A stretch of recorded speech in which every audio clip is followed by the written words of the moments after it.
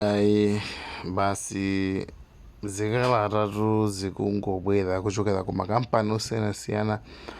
Pano tilandira chikalata chochokera ku kampani cha Coca-Cola, komwenso amagulitsa zakumwa zosiyanasiyana, achina sobo, squash, achina fanta, achina Coca-Cola.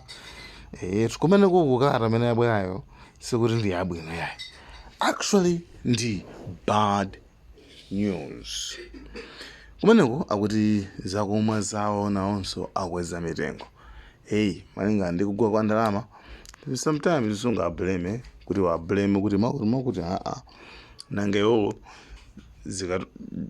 materials opangira katundu awoyo. Do you think akumampeza mophweka? Do you think akumaoda mophweka kuchokera kunja?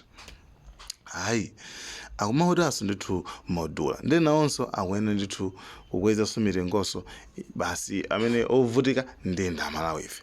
Ndiyebe kwa amene timakonda sobo, squash amene uchi analipa 6,000. I think that should be 2 liters. Yeah, pano pande kuti tizigulidwa pa 8,000 kwacha. Amene timakonda ma Coca-Cola, Fanta timagula 650 kwacha, pano pa tizigulano pa 850 kwacha.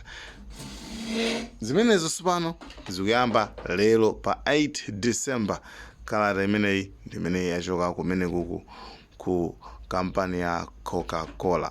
Izi ndiye zotsatira za devaluation, zotsatira za inflation, zotsatira za kugwetsedwa kwa ndalama, kugwetsedwa kwa mphamvu kwa ndalama. Zotsatira zake zimakhala zimenezi. Amphawi ndi amene timakhala tikulira. Dziko mzika zimene zimakhala zikulira.